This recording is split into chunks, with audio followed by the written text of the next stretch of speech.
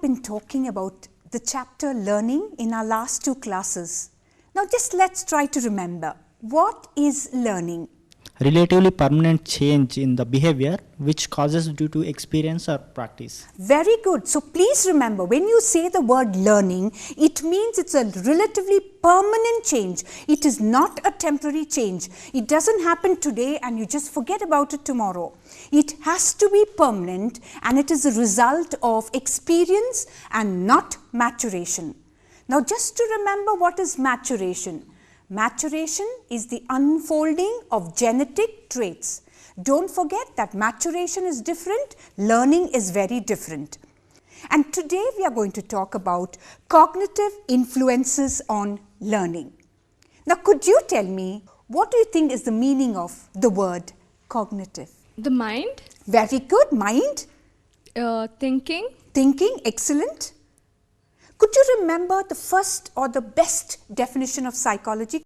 Psychology is a scientific study of mind and behavior. Very good, behavior and mental processes. So today we are going to study more about these mental processes. What are the mental processes? They could be thinking, they could be knowing, they could be understanding and anticipation. When we are talking about cognitive learning, we are now talking about learning that needs the higher processes of thinking. And there we need the more advanced level or the more advanced section of the forebrain, the cerebrum. So all these higher order activities are now controlled by the cerebrum, and that is what we are going to learn today under the broad heading of cognitive learning.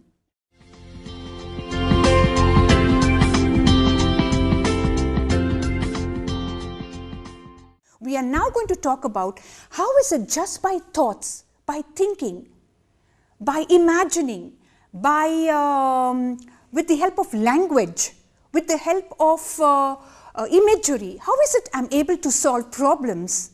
I cannot observe it directly, but I know there are some changes that do take place, and the changes are permanent, that do take place because of experience. And that's what we are going to discuss today under cognitive learning.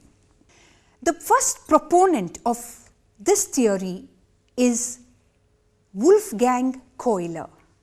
Köhler was a Gestalt psychologist. How many of you can remember what is Gestalt psychology? Gestalt say that the whole is greater than the sum of its parts. Very good. Gestalt means the whole is greater than the sum of its parts.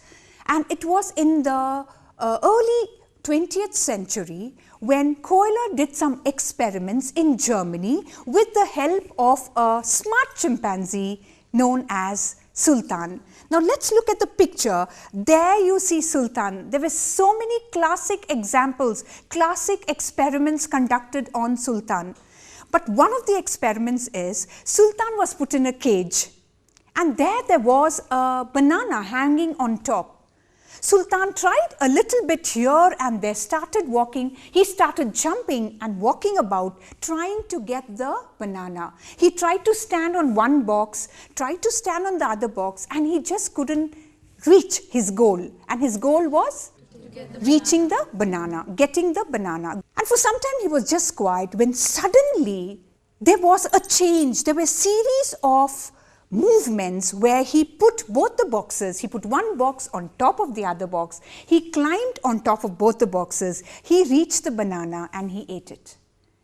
And this kind of learning that took place, that sudden learning that took place, is known as insightful learning. So, insightful learning is one form of cognitive learning. Anytime when you are tired after learning maths so much and you still can't come to the answer, you go and sit in a corner, and then suddenly, or maybe you go back to sleep or you go for a walk, and then suddenly there is a rearrangement of the elements in your perception and you experience the aha feeling. So the first important thing that characterizes insightful learning is the aha feeling. Insightful learning is the sudden learning or resolution or action after a period of study during which there is no action or apparent understanding. I've already told you that the Gestalt psychologist Wolfgang Köhler was the main proponent of this particular learning. Insightful learning is also known as discovery learning. Why is it known as discovery learning? Because I am learning with the help of insight and understanding. Insight, I suddenly get the solution, I grasp the idea, I've understood it in a jiffy. There is suddenly reconnection, rearrangement of the perceptual elements, and I've understood. And I've understood what? I've got a solution for my problem.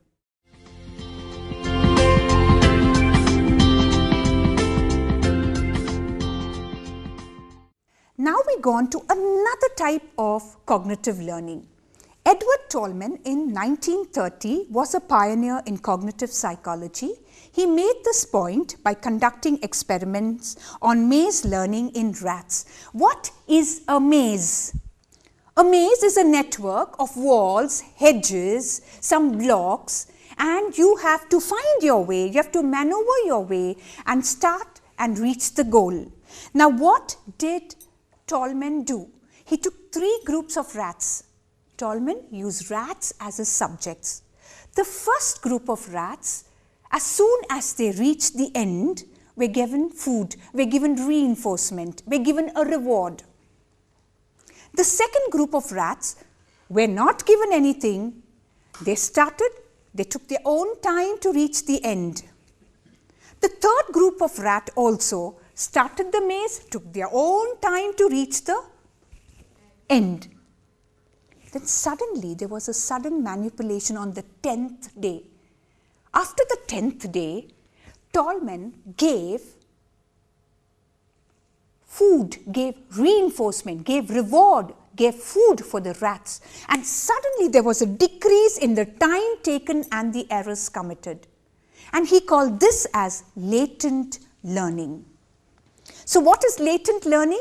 Learning in which new behavior is acquired but not readily demonstrated until reinforcement is provided. There was a decrease in errors, decrease in the time taken to reach the goal as soon as reinforcement was given. Which tells us what? It tells us that some sort of hidden learning has taken place. This hidden learning is known as latent learning. So hidden learning is there, but it is shown when there is reinforcement.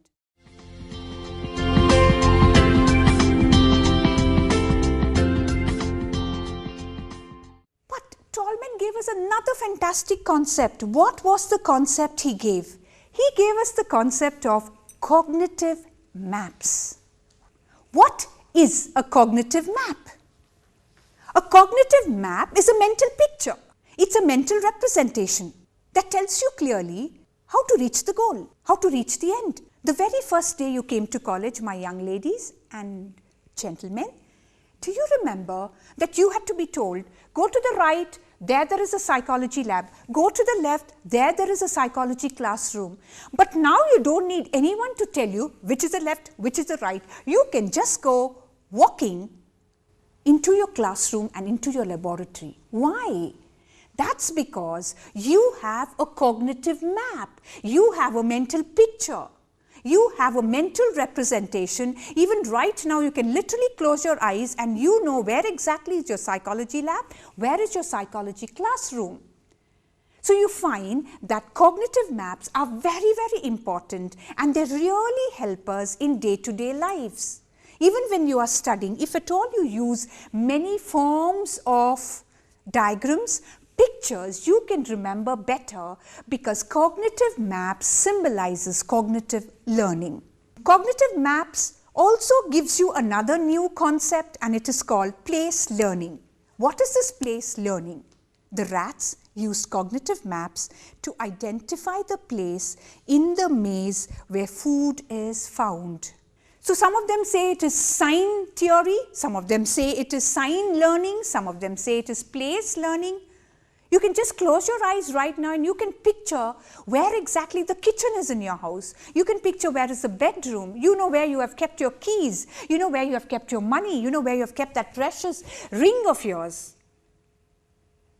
We use mental pictures while we were thinking.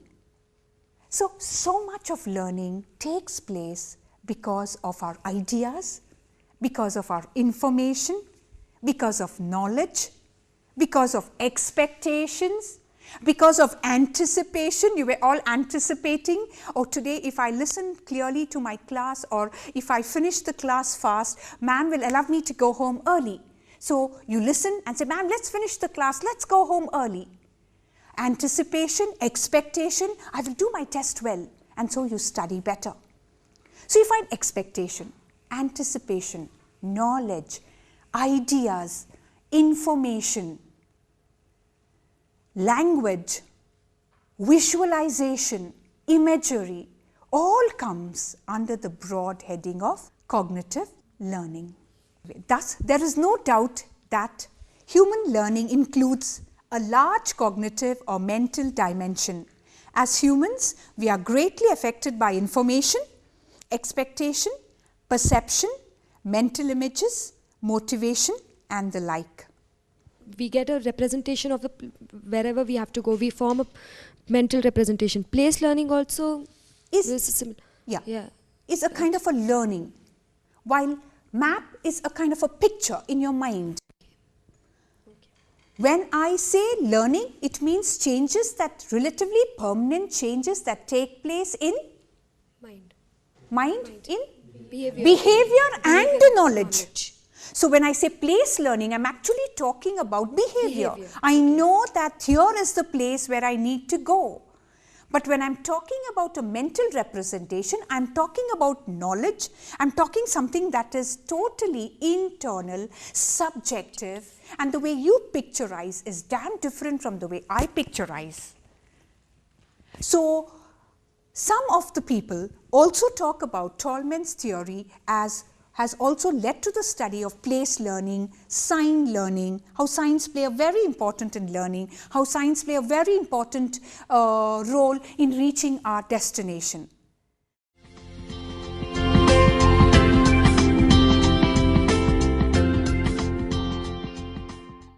And you have to remember that both human and animals show sign learning, place learning.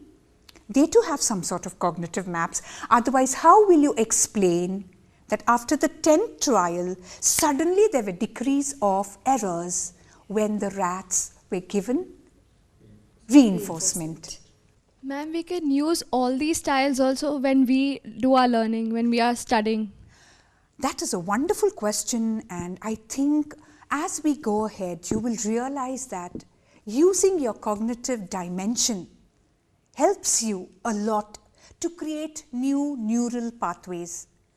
Discovery learning has also led to a kind of a guided discovery teaching.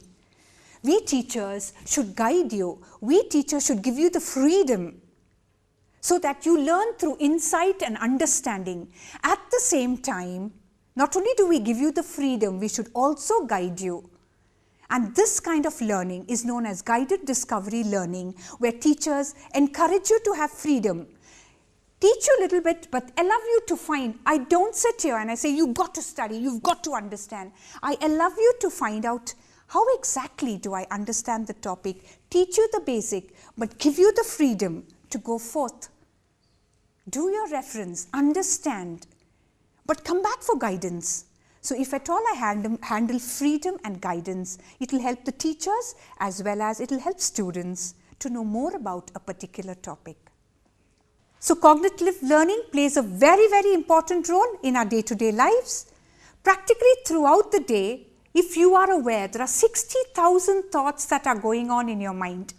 And all the time you are acquiring so much of information, so much of knowledge, and so many things you are listening to. So it is present somewhere, it is stored somewhere. And so somewhere or the other, because of its storage capacity, you will definitely show insightful learning, you will show latent learning, and we are also having certain kind of pictorial pictures in your brain, in your mind. So when I talk about cognitive learning, don't forget that in systematic way, in an experimental condition, we have learnt it as insightful learning, which is the aha feeling, the eureka feeling, and yeah, I got it. It's that great idea that came to you, that in a flash you got the idea and it led to the solving of a problem. So we find that insight is not happening every day. It happens once in a way. None of us get that aha feeling every day, the sudden solution to a problem. It takes place once in a way. So you also find cognitive learning where you're taking in a lot of information, it is stored somewhere, and it also shows as latent learning, hidden learning. And yes, you're right, it is also related to incidental learning. It's also related to subliminal perception. We are so powerful with our brain that there are times that so much of information is going in and we are not even consciously aware that it is going in. And especially as we are growing up, we have observed hours and hours of things that have gone on around us. Consciously, I have not kept my awareness open, but yet everything is preserved somewhere and it does show. But how do we do this in a very, very experimental situation? We have to consider the way Tolman reproduced this kind of latent learning, that hidden learning, very, very clearly in his experiment with the rats and his maze learning. Cognitive maps are very useful. Please remember that anytime and every time, whenever you leave the house, whenever you go out, you are using something called cognitive maps.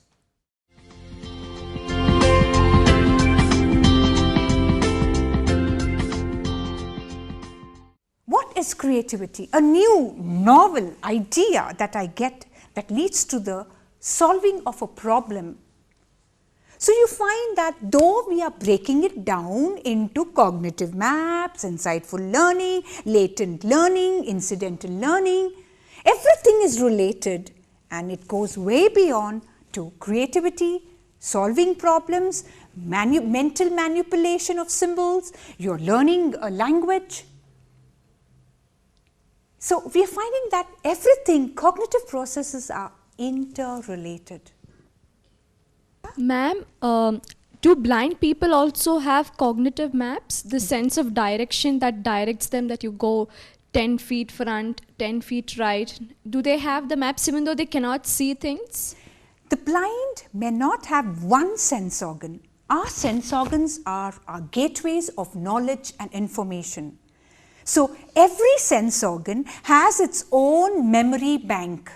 Remember, you're in stages of memory, you have so much of information that is coming through your eyes, ears, touch, skin. So you have the sensory memory, it leads to short-term memory and long-term memory. So maybe a blind person cannot see, but he has another 4 plus 3. Remember, we have 8 sense organs. It's not that the common 5 that we talk about. So he is getting information from the rest of the sense organs. So he also has a cognitive map? Maybe not pictorially, but definitely. Now if I try to tell you, how do you feel when you touch your little baby kitten? How do you feel when you touch baby's soft cheek? You can immediately get the picture. May not be picture, but the tactile picture is clear. If I talk about the green mango, you do get a kind of a sensation. When I talk about the latest pop hit song, and what is the latest pop hit song? Desi Girls. Okay, Desi Girls? Oh, there. All those are cognitive maps.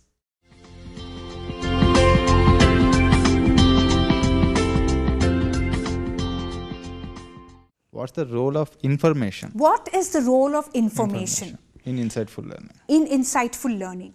I need more information because every day I am adjusting to a new life and a new moment. The more information I have, the more I am able to deal with my environment.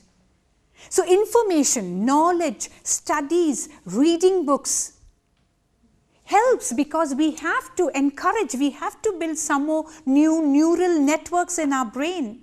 Even up to the age of 90, continue reading, continue walking, continue playing your puzzles, continue doing something, continue stimulating your brain, continue studying. Information is very, very necessary for your brain to be alive. And when your brain is alive, your cognitive dimension becomes more and more sharper. The more information I have, the more techniques I learn, the more skills I learn, the more I have choices in my day-to-day problem solving. When I want to know more about learning, I try to divide it into classical conditioning, operant conditioning, cognitive learning. But actually everything is interrelated. Even for me to bring about a relationship between a stimulus and a response, I need my thought processes, I need my higher dimension, I need my cerebrum, I need my forebrain, I need to think, I need to reason out, I need to decide. So you find that it is ultimately when we are using day-to-day skills, many a times we are using a mixture of everything.